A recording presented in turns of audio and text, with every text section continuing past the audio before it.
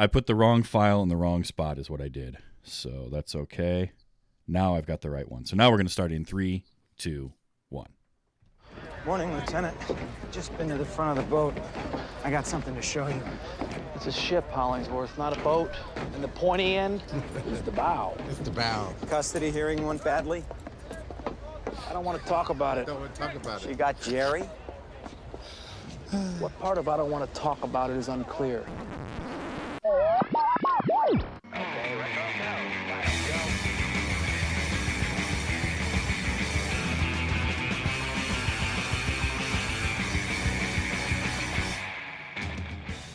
Hello and welcome. Welcome and hello. This is Wait, You Haven't Seen? It's a show where we talk about movies, and specifically, we talk about a movie at least one of us has never seen before.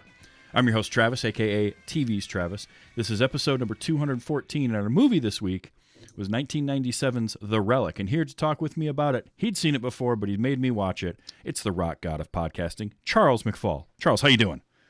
I am great, and I am excited to induct one other person into this movie world.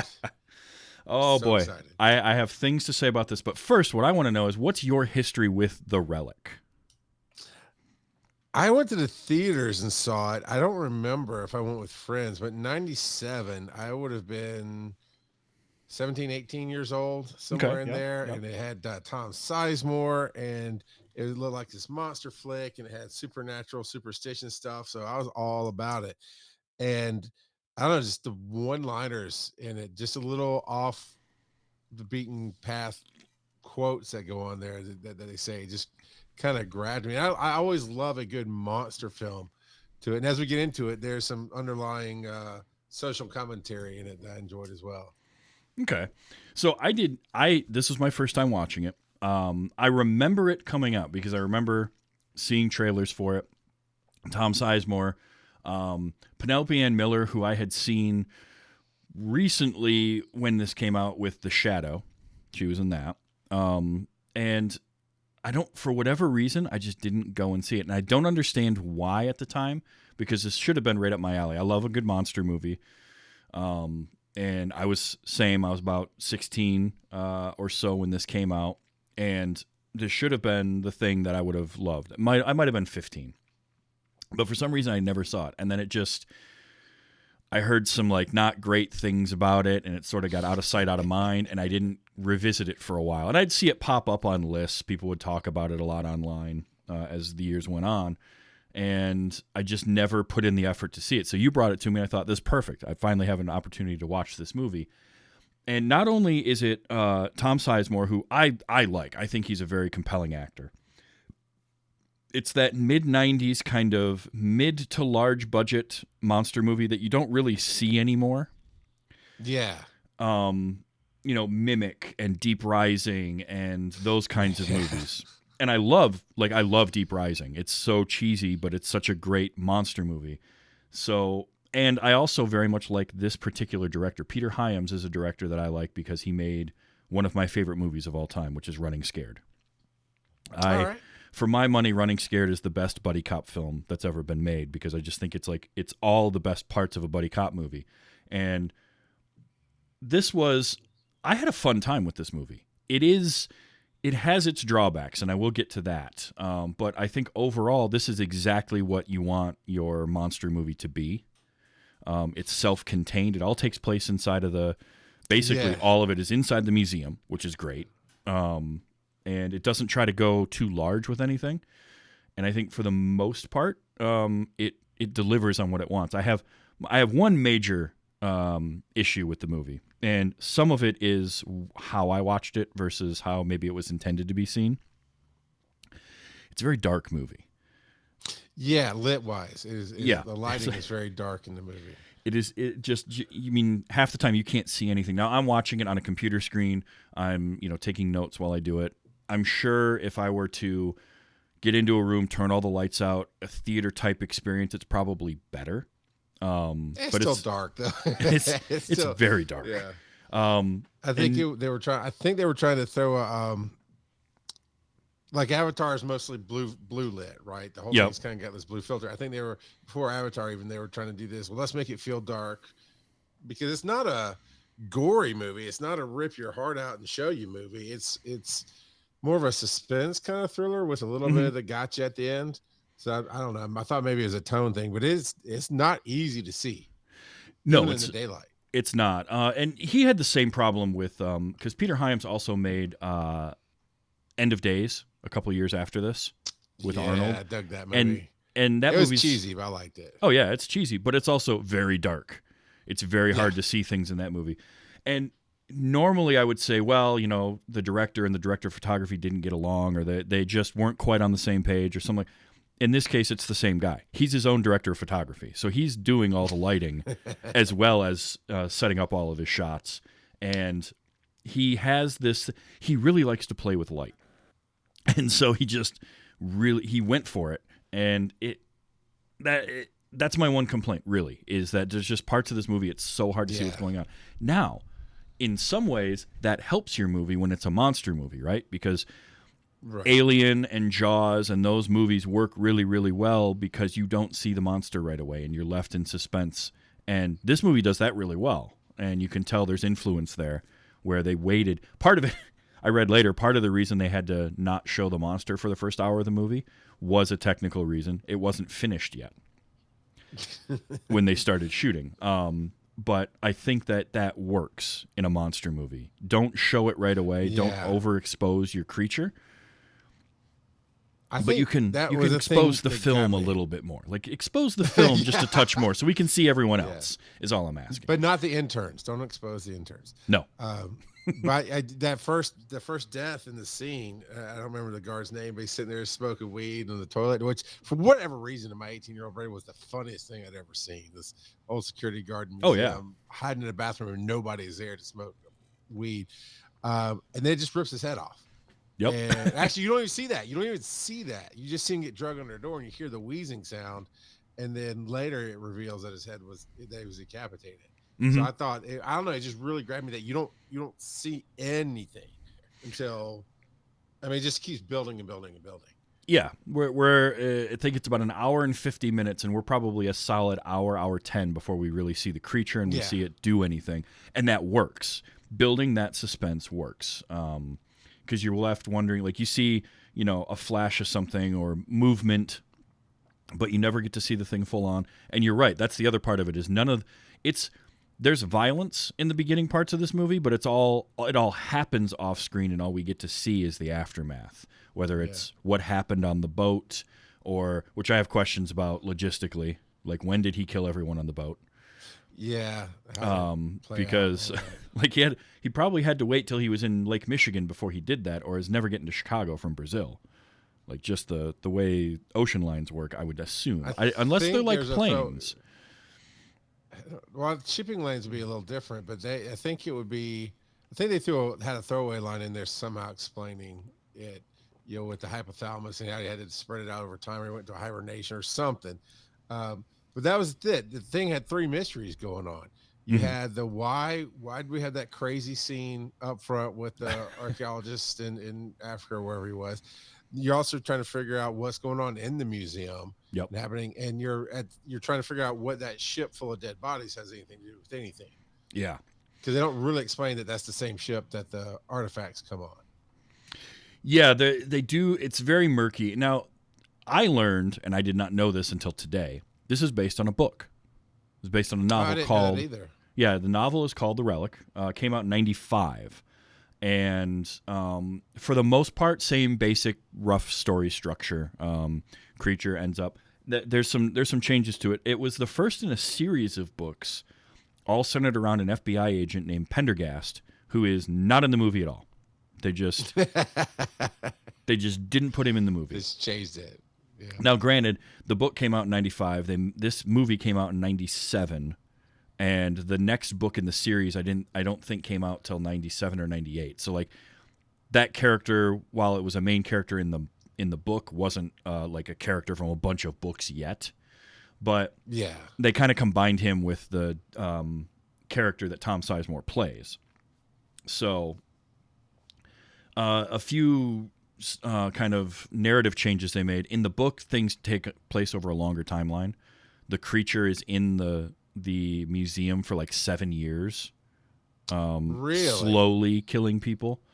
Because what ends up happening is in the book, from what I read, and I haven't read the book yet, but I kind of want to now.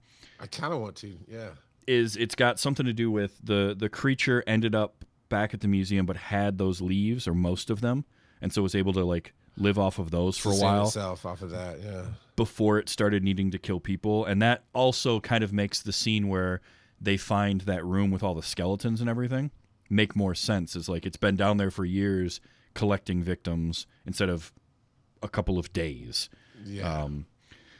And the like some names were changed around, some characters were kind of combined. But for the most part, it's the same basic story, which again just makes me want to find that book and read it because I think that'd be kind of cool because it was a New York Times bestseller. And this is the thing that bothers me about the 90s. I loved growing up in the 90s. I loved a lot of stuff about it. But nowadays, there's actually quality mostly people try to put quality in their films. In the 90s, it was very much a rip and run situation with a lot of films. And if this book came out in 95, that means they optioned it within the first 6 months to a year because production takes a hot minute. I mean, if you rush it, you're talking about a year, and it came out in 97. So you didn't have a whole lot of time from the time the book came out to the movie. And it would have benefited from a little bit more love and time and money. Yeah. The book takes place in New York at the New York Natural History Museum. They refused to let them film there because apparently so the book, I guess, has Don't they actually film it in Chicago? Yeah. Yeah, so they moved it to Chicago because the field Museum of Natural History in Chicago was like, "We'll take you. We'll let you film here." Yes, yeah. Which I thought was interesting, and that's something I learned after I watched it because, again, my favorite Peter Hyams movie takes place in Chicago. So I'm like, maybe this guy just likes Chicago. Well, sort of, but the book, I guess, is a lot more disparaging of sort of the upper management of the museum, as well as the New York Museum was worried that this would scare people, like especially kids, away from going to the museum, so they didn't want that. So they had to make the change, move it to Chicago, and it works. I mean, a museum is a museum. I think. Yeah, for the story. And I think that setting it in Chicago does make for at least an interesting place because I've been to that museum. I know it. So that was kind of cool for me personally. I'll bet. And then there were other tiny little things like Linda Hunt's character, who I love. Linda Hunt is great, and I think she was underused in the movie. She's the head of the museum, right? Yeah. Yep. Her character in the book is a man, and so they changed that. They cast her. That's brilliant. I think she's a great presence to have. I just wanted like more of her in the movie. But no, I had a lot of fun with this, and it was fun trying to then figure out some of that mystery. Like, I had notes down with like, oh, this is a weird opening, and then the guy gets all scared. Well, it turns out that what we saw in the opening was the same character we saw trying to get the stuff off of the boat. Mm-hmm. That becomes the creature. Spoilers. And it took me a while to kind of piece all that together because it's like, why did we see this guy, but then somebody else is trying to get stuff off the boat? Watching the movie, yeah. And then she's even trying to figure out what's going on with the leaves. And I was always waiting for like a magic voodoo type relic that would have a lore to it and blah, blah, or, something along those lines. And so following her, trying to figure out why that stuff was there, why what was on the plants and what's going on there. And then she pieced together the puzzle. And then in the end, you get that whole tie together of that tribe, basically getting them out of town, getting them out of the I won't spoil that till we get to the end, but that's part of that social commentary I was talking about of white America stealing things. And even in the 90s, I was feeling that I listened to a lot of Henry Rollins, and he's very outspoken about America and how we treat other countries. And so I was kind of in that mindset. And so this really hit home there too. Oh yeah. I did spend a good portion of the movie right up until his character gets, has his final scene with the old man of Dr. Frock, played by James Whitmore. I kept waiting for his heel turn, like him to reveal that he knew something else. I don't know why. I just kept thinking, like, he's too nice. He's too Right. There's something's going to happen. He's going to reveal, like, he knew what was going on and he sent what's his name to Brazil, or he knew that there was something from Brazil and they wanted it back. No, didn't go that way, which is, I'm glad. Like, in the end, I think that was the better way to go, but I just kept waiting for it. I'm like, come on. Because I love James Whitmore is a great presence as well. And he's got that wonderful bassy voice. And I just liked his introduction where he's like, she's rooting around in his office looking at the crates and they catch her. And he's like, oh, yeah, no, I invited her in. No worry. Wink. Yeah. So that was a lot of fun. And he was Brooks in The Shawshank Redemption, which I only saw recently. So he's like, for the first time only saw recently? Within the last couple of years, yeah. About a year and a half ago I saw it. So yeah, damn Dufresne. And it's great. It exceeded my expectations. Oh, yes. It's good. And there's little moments in this that, like, when he goes to see the medical examiner after the first murder, that scene just cracks me up. Even for a man's head. I love it. That's so. This is before. Let me think. No, I just become an EMT. Okay. I from 95. Yeah, so 96 to 97, I was getting my EMT number. So I was brand new, and so I knew some anatomy and physiology. But when I went on to paramedic school, this stupid movie always helped me learn the hypothalamus and the thalamus and yeah, that whole, it's lighter even for a man's head. Just it's the funniest line in this. Then later she says, he said, I lost Jeremy, or she goes, I heard you lost whatever the dog's name is. Yeah. The divorce. She goes, I guess you should have stayed up on your Alpo payments. And that's just such a throwaway line that cracked me up. Oh, it's so good. I might have captured that audio. We'll find out later. Okay. What the thing with it was, like, that feels like very 80s 90s type humor that you don't. Right. That's another thing. This kind of movie I don't think exists anymore, and it's kind of a bummer. It's sort of it's a mid to high budget monster movie that is not a farce. Like, it's not Sharknado sort of destroyed movies like this, I feel. Sure. Yeah. Because nowadays your monster movies are either going to be Godzilla versus Kong, huge budget, crazy things, or they're going to be some sort of tongue-in-cheek parody. They're going to be very, like, you don't see The Relic, you don't see Mimic, you don't see Lake Placid type movies that get a theatrical release anymore. They might get made, but they're going to have a lower budget and they're going to go direct to streaming. Yeah, there's 4 or 5 Lake Placids. I know. The 4 of them, after the first one, they all went to DVD and whatever. They did. But yeah. But, like, I miss this kind of movie. The Host is one that I think of as a good monster movie. That's Korean. But, like, that's the last. I haven't watched that one yet. Oh, if you like this, I think you'd like The Host. Yeah. It's a very good monster I've heard good things. Yeah. But I just miss this kind of movie. I miss these, like, just straightforward, here's a small scale monster movie. And you've got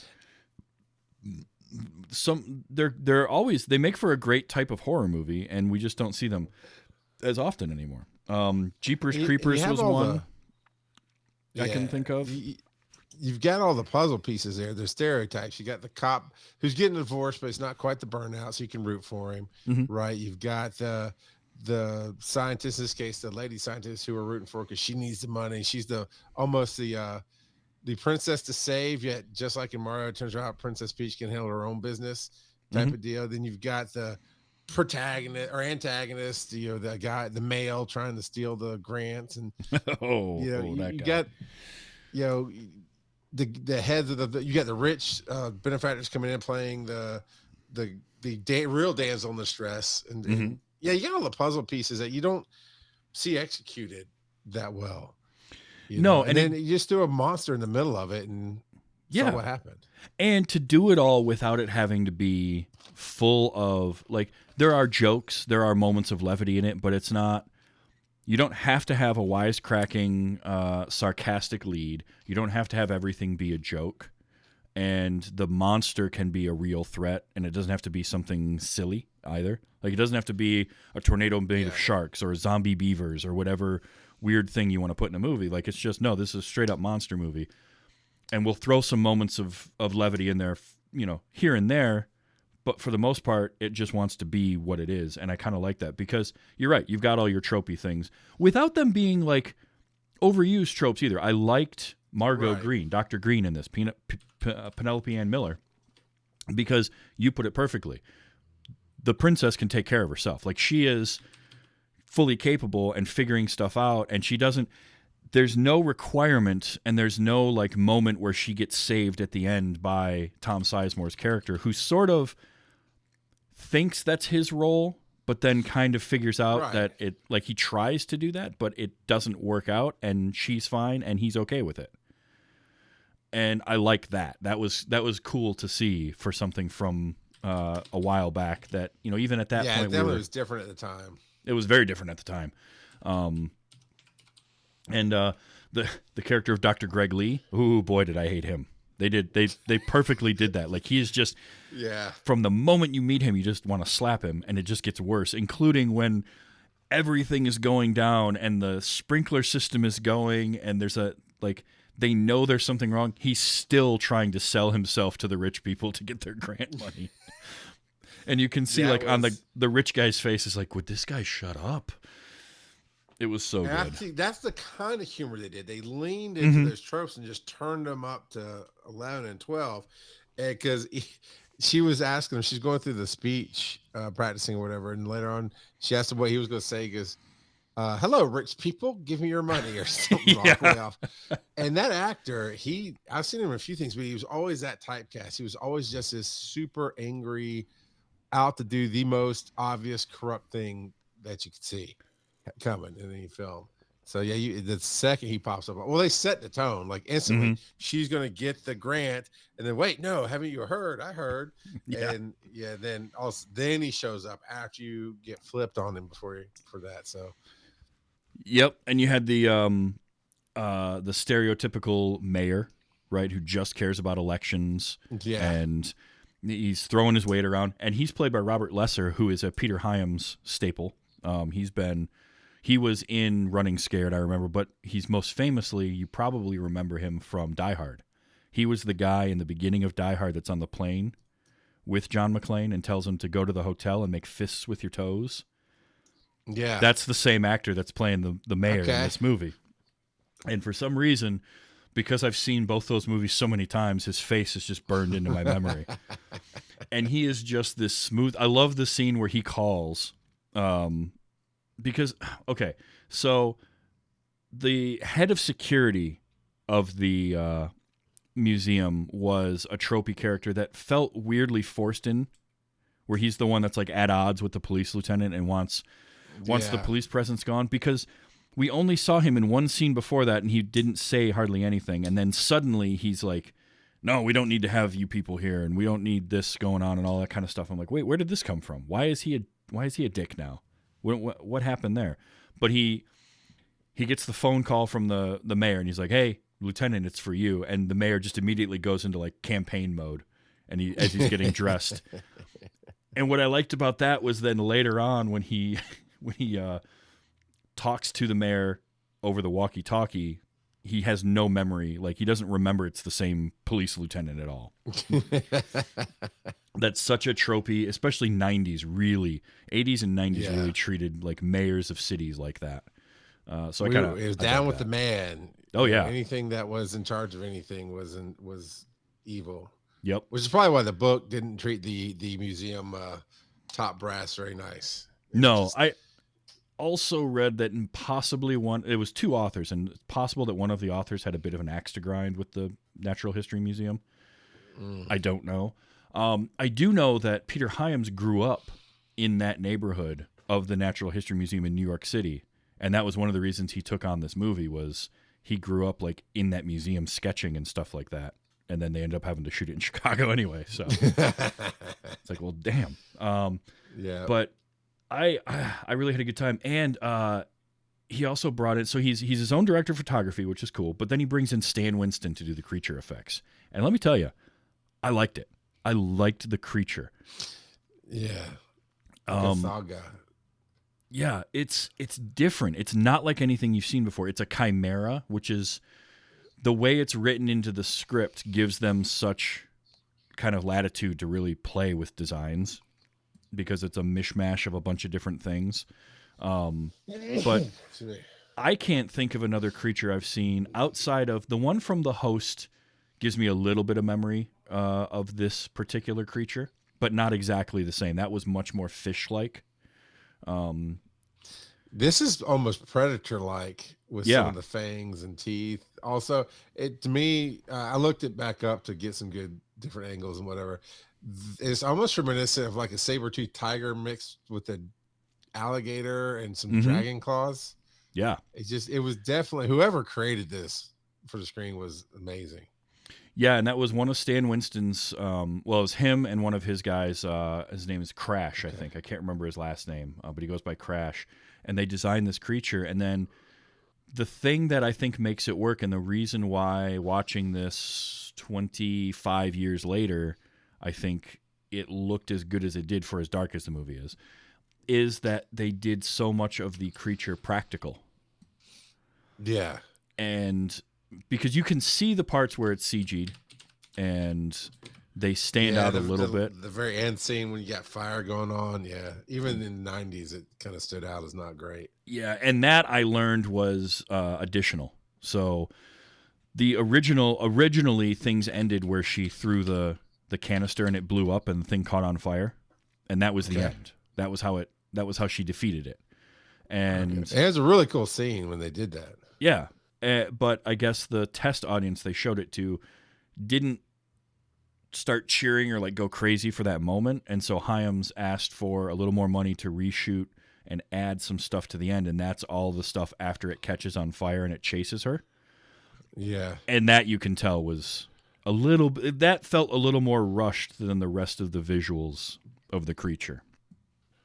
Because the fire didn't quite match up. Like today you'd be able to match that a little bit better. It looked like an animated thing on top of a backplate. Yeah, but then the 90s computer animation was fairly new. So even then I was like, oh my god, it looks so cool. Only now can I look back and oh no, I totally see what they did and how they did it. But yeah, it was still, I mean, it was rushed. The whole thing was rushed and it still came out pretty. I just would love to see what it'd do when they had a perfect budget and perfect time. Yeah, because all of the practical stuff looks great. It really does. They did a good job creating that creature, and you're right. It's got that saber-toothed tiger kind of in those weird predator type mandibles, and it's like the face of that thing was designed to do exactly what that creature needed to do, which was rip heads off, because those big tusk things would like perfectly wrap around the head and sort of set it in a spot where it was easy to then pop it off like a dandelion. And you only see that like once. So they don't really drag that out. Yeah, no, it's great. But I'm saying it's not like, oh, you see it and all of a sudden that's the finishing move every time. Like you're playing a wrestling game, you just go to the same move. Yeah, they don't play it to death, which I enjoyed. I thought it was really cool. No, and that's again the advantage of taking so long to show your creature is up until that point, you've just seen what it is capable of doing, but not how it does it. And so it saves that one really impactful moment where you had somebody running towards camera and the creature behind them and it grabs them from behind and you see that move. And I'm like, ooh, that's good. Yeah. But I like, too, that, like, you know, it's Penelope Ann Miller. It's the scientist that defeats the creature with Chekhov's flammable room. Because they make mention of it earlier when they're in that room, and Sizemore's like, "Oh boy, don't light a match in here." And sure enough, that whole room.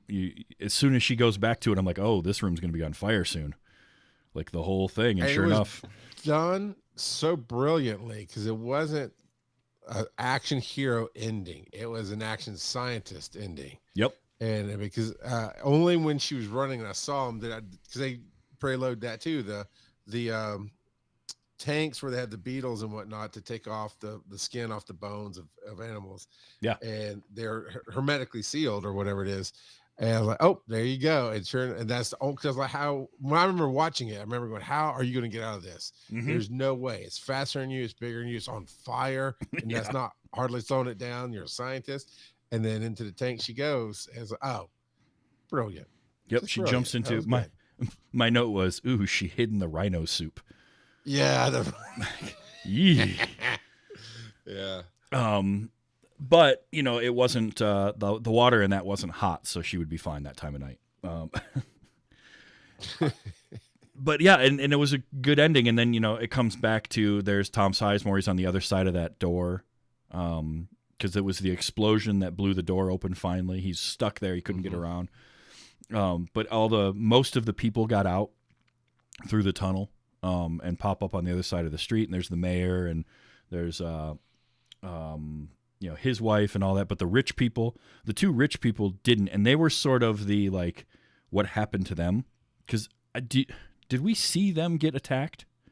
Or are we just sort of supposed to assume that they did? Because I don't remember anything. So there's a spot in the ballroom when I can't remember if it's before or after it's on the roof and broke the glass out.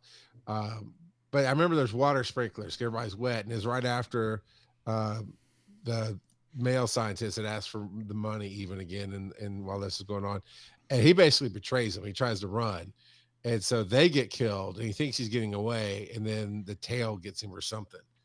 That's what it was. Okay. It's been a minute since I watched, but yeah, it's like you don't really see it happen because you're focused on him betraying them and turning his back and running. Yeah. Because I know he gets it when he tries to run back into the superstition area. Yeah. Okay, backtracking a little bit, and I tend to do this when I start talking about a movie because I thought it was really weird, the whole scene where she goes into that area earlier on at night. Mm-hmm. Like, this is after. So you work in this museum. They found a dead body that was just mutilated in the bathroom. And then later that night, you're going to walk around part of it in the dark at night with no one else in the building, or you think no one else is in the building, by yourself. And then she hears the breathing. Yeah. Yeah. Like, wait a minute. No, that's not. What are you doing? So I thought that was strange. Also, like the kids. There was the kids subplot at the beginning that sort of never went anywhere. Yeah.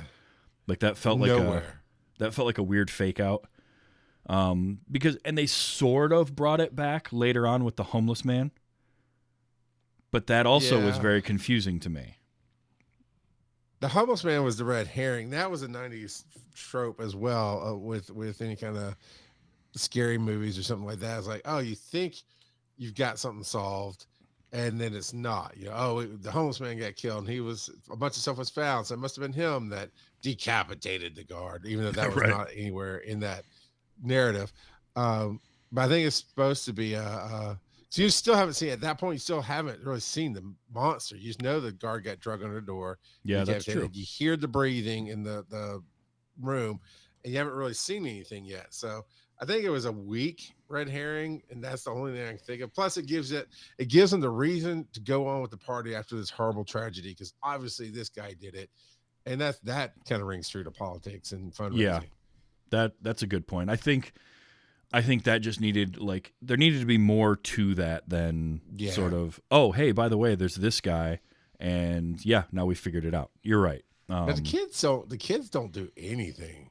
No, they make a big point of showing them early on and like having them get stuck in the which that was another one I read, that Hyams had a dream, like a nightmare when he was a kid, of getting locked in a museum at night. And so I feel like that was him kind of putting his dream into the movie. Sure. But it never goes anywhere. They have the one moment and I think a movie today might, depending on if it's a studio movie or not, might go the route of having the creature kill the kids. Because I thought, oh, did we just see the creature attack the kids, and we're going to find out afterwards that these two kids died or something. And they didn't go that route. But all we see is like them get scared, and then it's Tom Sizemore being like, all right, I want them taken to whatever station and get a psychologist over there. And then we never hear about him again. Those kids are traumatized. They're in therapy to this day. But with the way they said it, you could always do a Relic 2, 3, 4, or whatever. But if you did a Relic 2, now they're adults, and it happens because they're traveling to Brazil. That would be something else. Ooh. Or even just something starts happening and they're the only ones that remember. Like they talk about, we were there, and nobody believes them. because of course the cover story and everything of what Yeah. happened and Yeah, gas exactly. leak and blah blah blah. Let's So, start yeah, writing that that. would be. We gotta cool. get that. We gotta get that down on paper. Get our treatment ready. But I liked the idea of the scientist and then the superstition, and they sort of played with that a little bit. And you got Sizemore's character being, he's got his lucky bullet, so you get that. We get to have that moment where he tells the story of the lucky bullet, which is again tropey to have in general and tropey to have that moment, but it gives you a way to connect the two leads. And you see him like knocking on wood, like all that kind of superstitious stuff, which I think was interesting. I liked that even though all of this was going on, there was never any romantic tension between them either. Oh yeah, it wasn't even a thought, not even a moment. Which is and especially given that like he's coming off of a divorce and all of that, like it would have been very easy to have that trope get thrown in there, and they didn't do it, and I appreciate that because I think it just makes them more interesting characters in that way. He's not thinking about that at all. He's not viewing her as anything other than a person of interest in his investigation. So it just makes for, I think, more for better interactions from everybody, which is great. I think it helps it. I wouldn't say it holds up. Was it 20 some odd, almost 20 years later? Not quite 15 years later. I would say it's easier. It's like I watched this again a few years ago with my daughter as she got into monsters and sat down and said, "This is my favorite one. You got to watch this one." And she really enjoyed it. So while there's still some cinematography and lighting issues, whatnot, the fact that they don't just ham it up with all the obvious things, I think helps it survive through the years. Yeah. Oh, definitely. I honestly, other than the dark nature of the movie, if I had been able to see just a better like transfer of it, I think that this is a really fun monster movie. Yeah. And it's kind of like it has a very low critics and audience score on Rotten Tomatoes, and I sort of get that, but I think that those types of scores tend to be more reflective of like film as art. Critics especially. Critics aren't going to like a movie like this. It's not made for them. It's made for people that just want to go turn your brain off and enjoy a movie. And I just wish that we saw more of these where they and also the inclusion of kind of a sciencey background to your superstitious thing. Yeah. Because that was, we were coming off the backs of Jurassic Park and how popular that was. And there's sort of two ways that these monster movies go. They either go the route of Deep Rising, which is here's a monster movie and we're just going to have. I love that stupid thing so much. Just the theory that it could be a thing. Yeah. Oh man. I will champion that movie because it's just a dumb action blockbuster style movie. And if nothing else, watch it for the cast because people pop up in that movie. You're like, wow, you just can't believe it. Again. I haven't watched it. Wasn't that a Kurt Russell film? No, it's Treat Williams. No, I'm thinking of Poseidon. Okay, yeah. Treat. Yeah, Treat Williams, but like Jaimin Hansu is in it for half a minute, and just all sorts of Famke Janssen is in there. But like that movie, I love her so much. That movie just unabashedly is like, we don't care about science at all. We're not really going to try to explain anything. We're just this is happening on a boat. Right, but other than at the very, very beginning, they're like the Marianas Trench, blah blah blah, so deep, and there are creatures in this world we haven't even discovered yet, which actually went on to be really, really true later on. Yeah, and it's like, well, this creature they took in real life is about as big as a hand. But what if it was at the bottom of the ocean and can grow? And that's it. True. That's the only science they put in. Then the rest of it was like, good luck. Yeah, just hand wave a little science at the beginning and go. Yeah. And like this movie sort of does a similar thing, but it at least tries to bring in some DNA stuff. And like, again, it's sort of that mixture of like science and pseudoscience and the kinds of stuff that I just this Mimic is another one that did that right around the same time. I think Mimic came out, was it the same year or was that before? I'm bad with years and movies, but it's around the same time, a couple within 3 years. Same year, 97, wasn't it? Yeah, because that's Mira Sorvino. Yep. And who else is in that? No, Charles S. Dutton. That's who it was. Oh, my bad. And that one's Guillermo del Toro. But similar, Really? like, yeah. That's actually the first movie I ever heard his name attached to was Mimic, back in the day. Because See, I love his art style. I just don't like his direction style. I've had that same conversation with a few people. Like, they really like his visuals, but some people I know are like, yeah, but he really gets very heavy-handed with the, well, humans are the real monsters. It's like, no, No, I'm okay with that. What was the one he did with World War II and the little girl? oh, Pan's and you Labyrinth. weren't sure. Pan's Labyrinth. It took the fantasy away, and I didn't care for that. He has it's like, yeah, he's got a way of, like, the fantasy in a lot of his stuff is escape from the horrors of reality. And sometimes I know a lot of people that just, they want more of the fantasy end of it. They don't need as much of the, like, I just like it to be real, not fantasy. I guess when I'm watching these movies. no, I could see that. Yeah. Yeah, and he's always blurring that line. He's like, is it actually happening to this person, or are they, like, escaping into their own head? But again, like, those are movies that that all came out around the same time, and we just don't see them like this anymore, like Mimic, which they made a couple of those. I know there was, I think, a sequel or two to Mimic. I'm kind of bummed that this movie wasn't able to get any kind of a sequel, because the book actually did. There was a sequel to the book called The Reliquary. I think I'm pronouncing that right. But this movie bombed so hard which is also crazy to think, because it came out, it was number one at the box office week one of its release, and then fell off a cliff because it didn't even make its budget back.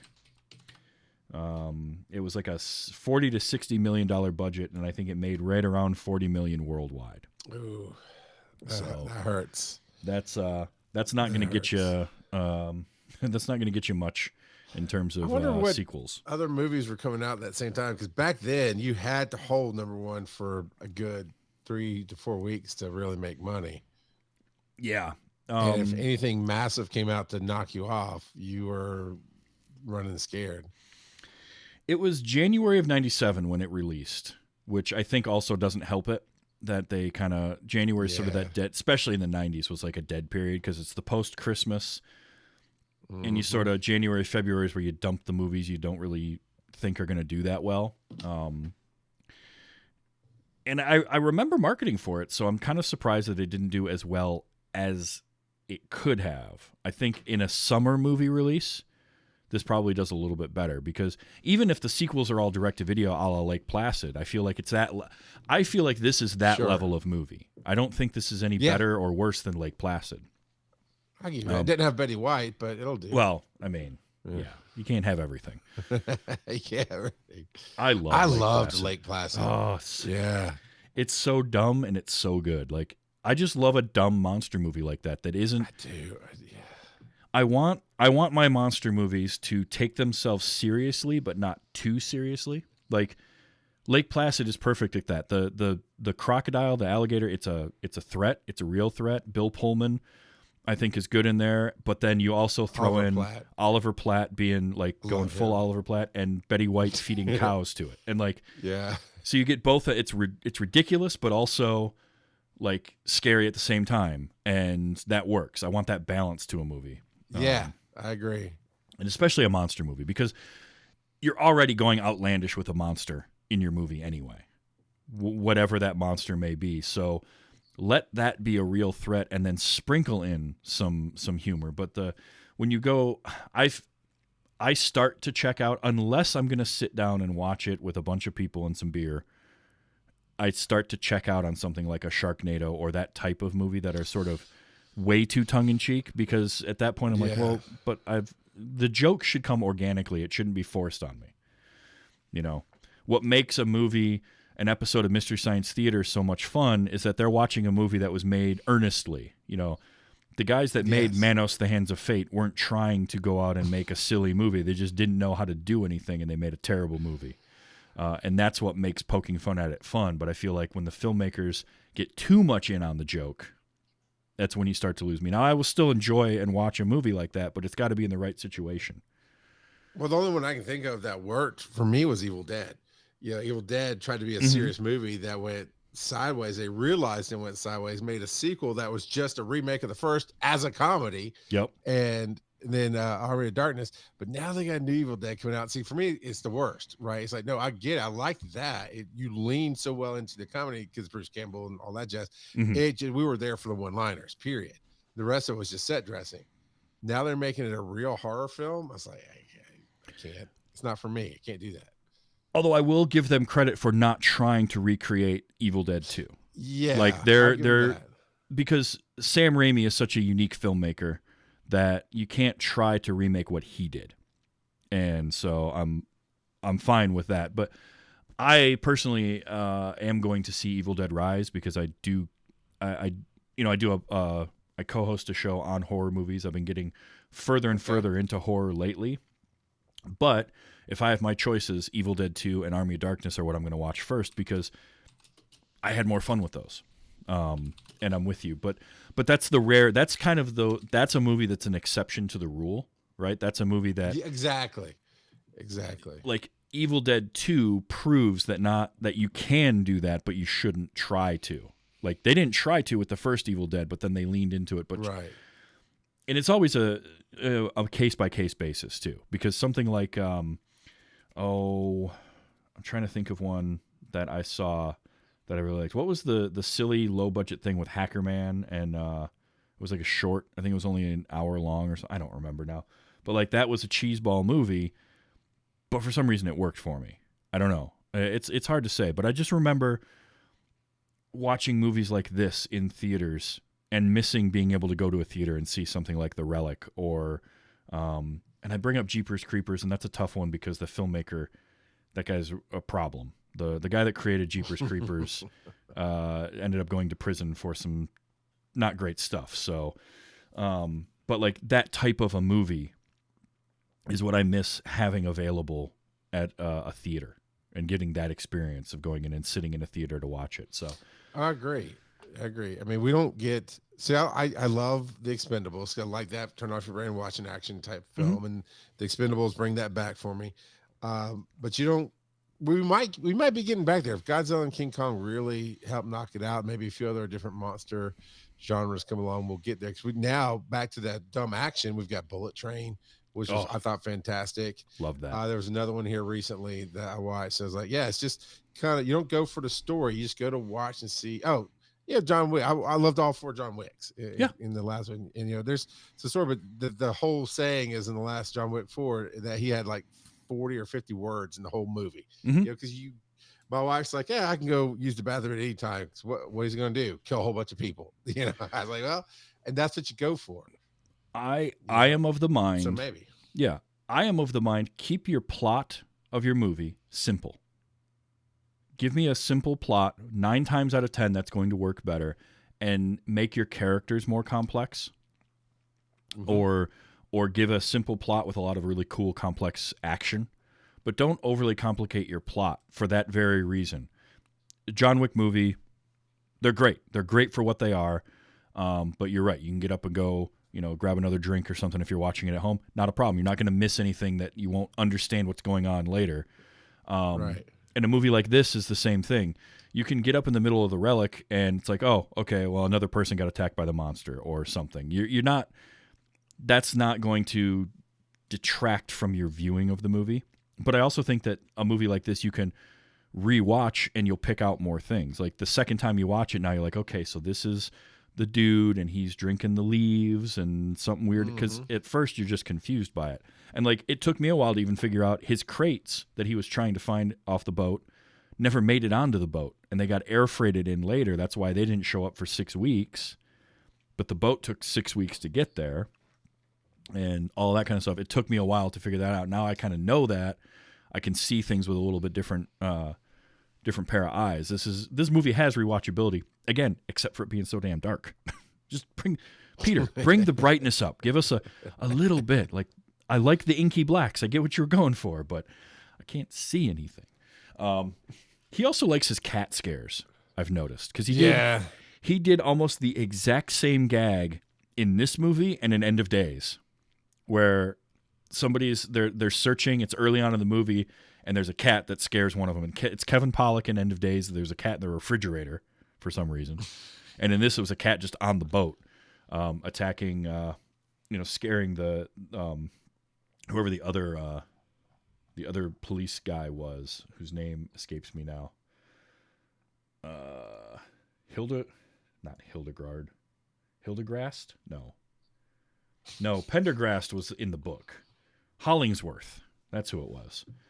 Who the entire time in this movie, I was trying to figure out why he looked so familiar to me, and then I remembered he was in an early season episode of Star Trek: The Next Generation, and he played an admiral. And the reason I remember it is because in the episode, he's an admiral who's like in his 90s, and he starts off in just terrible old man makeup, and by the end of the episode he has rejuvenated and gotten younger because of something that's going on, and so all of a sudden he's played by a young man. But it's because of how bad the makeup was at the beginning of it, right? And so his face, I have this thing where certain faces just get burned into my brain, and then I can never not see them again. And I see that it happened for me for probably about 15 years with the actor Elias Koteas, who played. Okay. Like Casey Jones. Forever, it was Casey Jones, Yeah. and I would see him in something else, and I couldn't put his name in my head, but I would always see his face, and I loved him. And it's like that with the actor's name is Clayton Rohner, played Hollingsworth in this, but I see him in stuff occasionally, and I'm like, that's right, he was in Star Trek. For some reason, that's just how I associate people. But I liked him. I liked his character because, again, he could have just been a silly side character, and he kind of was. But there's that scene where Sizemore has him on the radio and tells him exactly what to do, and he takes control and he gets all those people out. Like he actually shows himself to be, worthwhile by the end of the movie. So this is a fun movie. I'm really glad you brought it to me, because it's not one like I would have kept kicking the can down the road and eventually maybe watched it, but I'd never put any effort into seeing it, and I'm really glad that I did now. Good, me too. Because you'd given a list of things like those are good, and the whole theme of the show here is one of us hasn't seen the film. Mm-hmm. Well, on your list, I'd seen a lot of the films you'd seen. The rundown. I'd love that, but so I'm glad I brought it because it's a lot of fun. And the thing I loved about it the most is, or I guess one of the things that just stuck with me the most was not that it was a dumb monster flick, and I've been on little trivia shows where like, if you could own a monster, what would it be? Like Cathaga. I'd have to explain what a Cathaga is every time and check out but the whole thing was it was there to protect the people, and that they brought that out. And that's what the opening scene's all about, was Western America, or the world, the civilized world, was stealing relics from the uncivilized world. Yeah, and so they drugged him in this specific bead and different chemical makeup of this plant or whatever. Essentially, they feed it to a warrior. Typically, the warrior turns into this monster, kills all the enemies, and eats them, and then goes off and starves to death because they go up and hide in the trees. Yeah, and there's this idea that they did this to the guy, but then sent him back home to then wreak havoc at home was just brilliant, and just the whole thing made sense. The lore, the protecting the people, and again, it hit at a time when I was starting to see how, I'd grown up Star Spangled Banner, and I was starting to see that that's not always the right case in the world. And I loved the commentary on. I did actually, knowing that they were a little bit tougher in the book and not having read that, I liked the perspective of the head of the museum was a non-issue. Mm-hmm. They were just there empowering people to do their thing. It took the focus off of them totally. Yeah. So I liked that, and I liked that it wasn't about eat the rich, although that did happen. It was very much just you shouldn't mess with us. And it was just non-sympathetic, just took out everything in its way. Yeah. And it was really cool that way. And I just wanted to make sure to hit on that. That I think that was the whole underpinnings of the storyline, was don't go mess with people because protectors will arise. Yeah, absolutely. No, I like that because, again, that's that rewatchability and those layers that you get. Like the first time through, you're just watching a fun monster movie, and I will watch this movie again, and when I do, I'm going to see it with a lot of that in mind now because I have that in the back of my head. And little things like you see him go to the dock in the beginning of the movie, and he wants to get the crates off of there. And he's so intent on doing that. And you think you think it's like something's in there that he needs to get out, that he's afraid to let get there. And turns out no. He was looking for the leaves so he could eat those leaves and like sate that hunger that he was starting to feel. And he gets stuck on the boat and changes. And his leaves were back on the dock. Which again is why it's kind of cool the way he goes and ransacks the office when he gets there, because he figures that's where it's going. And he was too late. Like by the time he got there, they had already gotten rid of him. Like that kind of stuff. I really like that. So yeah, there's that rewatchability and that cool layering to the story. And it also, again, makes me want to go find the book and read the book and see how different that is, and if they hit on those same kinds of topics or not. Because I can kind of see that happening too. But yeah, this was a lot of fun. Now I did capture some audio because for the most part, it's a lot of screaming and monster noises in the movie. But there are a few good lines that I couldn't pass up. And one of them you've already mentioned was the medical examiner, who she's the best. She's in the movie for all of like a minute, but has just one liner after the other. And I love that tropey medical examiner that's like that. I always will love a character like that. And because the poor guy lost his dog in a custody hearing. Which we haven't really talked about enough, but like that just is so ridiculous, and I love it. And then, you know, she says this to him. You shouldn't have been late on your Alpo payments. Your Alpo payments. Oh, it's so good. It's so because you're actually in the scene, you're focused on something else. So if you just have to catch the line when she says it, because he says something smart to her and he's moving, the camera's following him, and you just get that off camera. You shouldn't have been late on your outpost. It was like, damn. Oh, it's so cold. Good. The Dr. Frock, the kind of head of the department, played by James Whitmore, who, again, he's just got a very smooth delivery. And when Penelope Ann Miller's trying to explain to him, like she's railing against superstition, and then they have this exchange. Using superstition to bring people to the museum is like hiring topless ushers for the Bolshoi Ballet. Well, if they did, I might go to the ballet. I might go to I forgot about that line. I remember going, wow, I would go to the ballet if you did that. Of course, let's get people in. And I will. That is one thing I think Peter Hyams, as a director, does a really good job of. The way his dialogue is in movies is very quick without feeling like Aaron Sorkin writes really good dialogue, but it always feels like it's actors reading lines written by Aaron Sorkin. Yeah.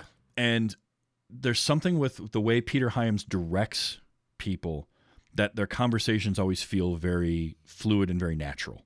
And that was an example of one, because he's just right there with like, well, yeah, then I'd go to the ballet more.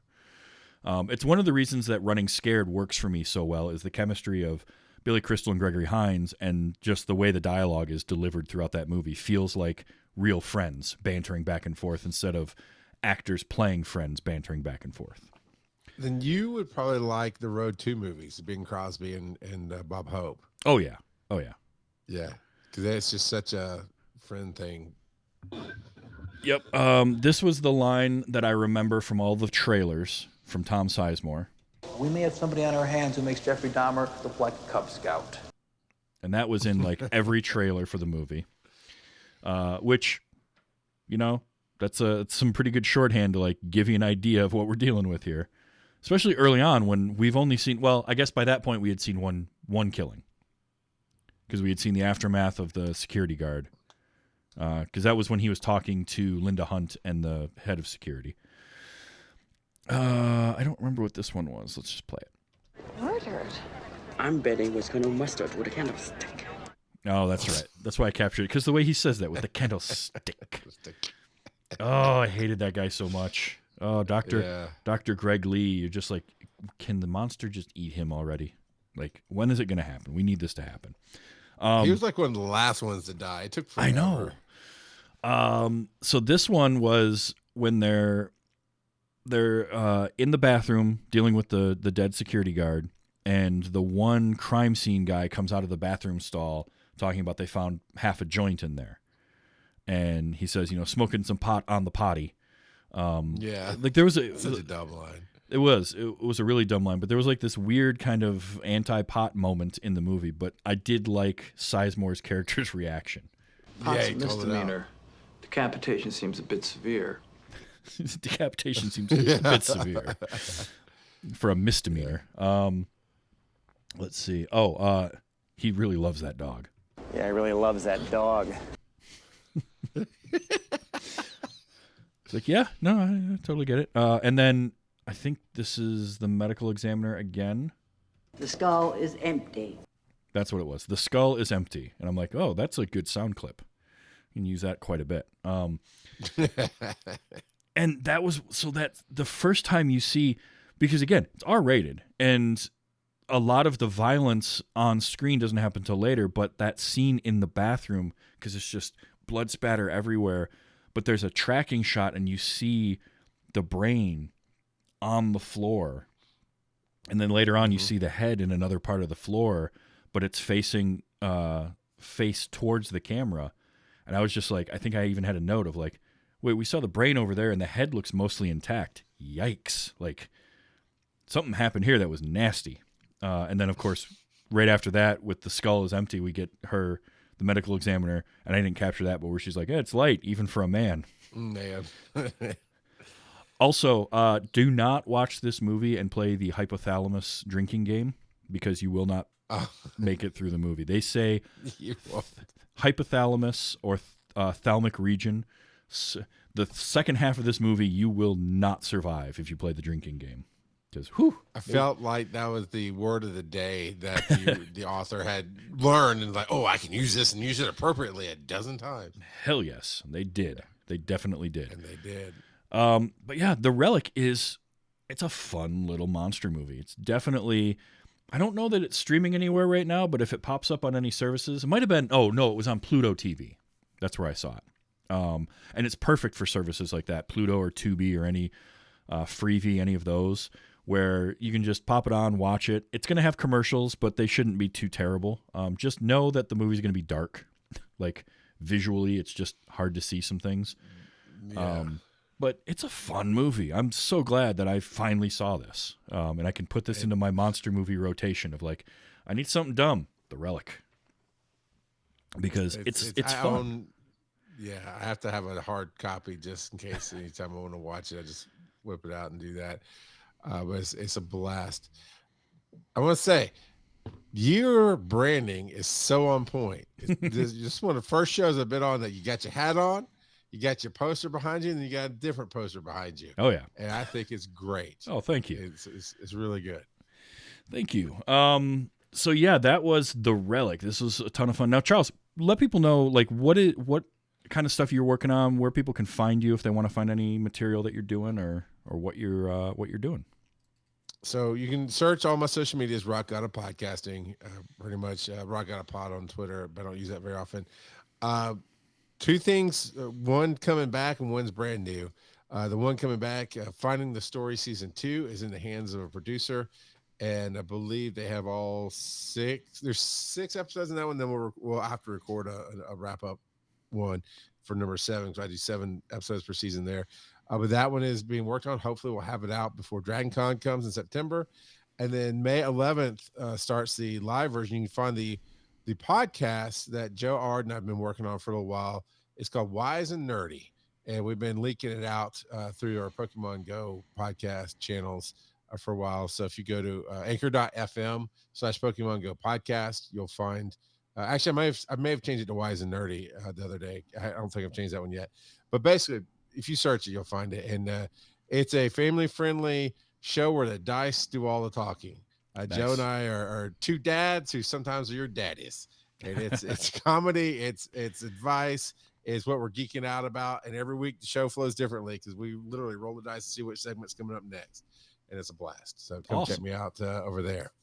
Definitely. Rock God of Podcasting, Pokemon Go, all that fun stuff. I love it. Thank you so much for being here this week. This was great. No, I enjoyed it. I've been meaning to reach out to you for a while and come play. So I was glad I was able to work it out. Well, we'll definitely have to do it again. We'll find it. I'll find something you haven't seen, and I'll make you watch it. We'll see. That sounds like a plan. We'll see what you think of that. Now, this show comes out every Wednesday wherever you get your favorite podcasts. You can just search for Wait You Haven't Seen. I record live on Sunday nights at Twitch, so you can come over, hang out, check out the live recording, and if you want to find an easier way even to find it is just go to my website, tvstravis.com. You can find this show and other shows that I work on, links to merchandise if you like the logo on the hat if you're watching live. Also, there's a Patreon for this particular show, patreon.com/WYHS. You can do as little as $1 per episode if you want to. There's some extra stuff there. I do a monthly movie catch-up night where I watch movies with patrons of a certain level, and they can watch some of the stuff from the back catalog that maybe they missed. I know sometimes with movie podcasts, I like to have seen the movie before I listen to an episode, so it's a way for people to catch up on stuff that they haven't seen before.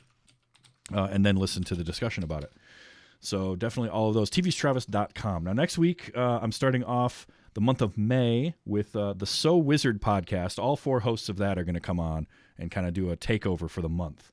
We're still working out exactly what movie we're going to be watching starting next week with Adam of the So Wizard podcast. So that'll be fun. In a few weeks, I'm showing somebody The Fugitive for the first time, and I can't wait for that. Oh, that's a good one. Yeah, so that'll be fun. So definitely keep an eye out on Twitter, twitter.com at TV's Travis. I'm there. I'm TV's Travis at all the social media platforms. But yeah, next week, Adam and I will be putting what movie we're watching on Twitter and probably on the website too sometime soon. So keep an eye out for those. But Charles, thank you so much for being here. This was a blast. I enjoyed it, Travis. Thanks for having me. And until next time, just remember to enjoy your movies. And, it's getting nicer outside. We're getting outside more, so let's be excellent to each other. This has been Wait You Haven't Seen.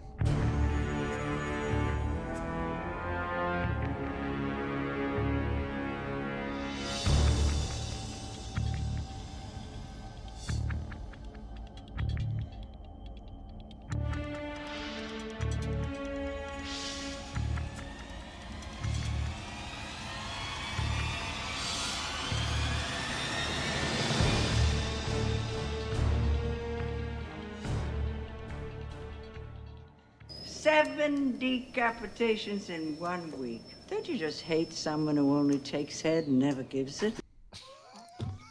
That was another great line.